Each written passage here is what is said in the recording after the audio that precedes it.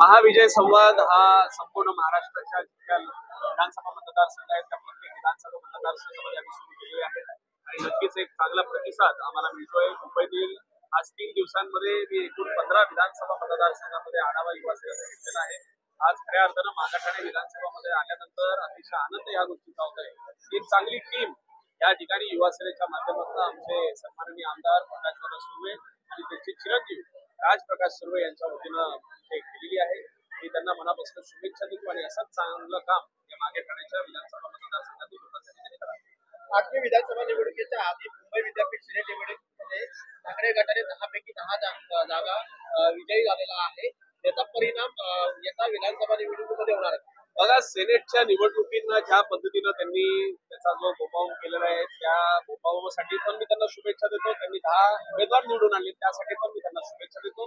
शेवटी बघा, सेनेटच्या निवडणुकीमध्ये त्यावेळेस सुद्धा त्यांनी 10 विधानसभेमध्ये सेनेटमध्ये 10 उमेदवार निवडून आणल्यानंतर विधानसभेमध्ये काय झालं होतं ते त्यांना त्यावेळेस माहिती आहे।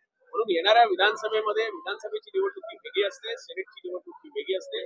सेनेटमध्ये त्यांना विजय मिळालेला आहे त्यासाठी त्यांनी त्याचा आनंद आता जे ज्या पद्धतीनं ते आनंद साजरा करतात तशाच आनंद साजरा त्यांनी करावा। विधानसभेमध्ये आनंद साजरा करायचं काम हा महायुतीच्या वतीनं शिवसेना, भारतीय जनता पक्ष आणि अजितदादा पवार यांची राष्ट्रवादी काँग्रेस करणार। 2014 मध्ये 8 सीट होतो, आता 10 आलेले कमी व्हायला पाहिजे पण ती वाढली।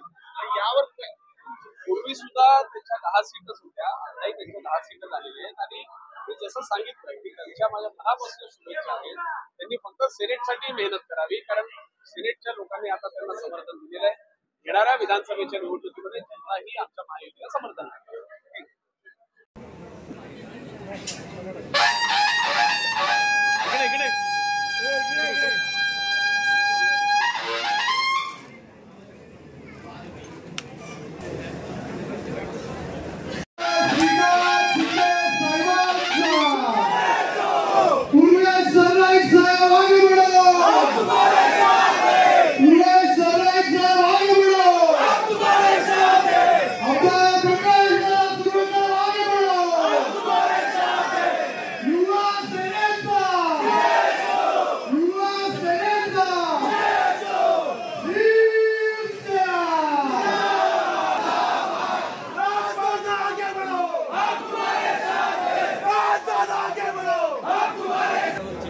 आपण कधी कधी राहत म्हणून म्हणतो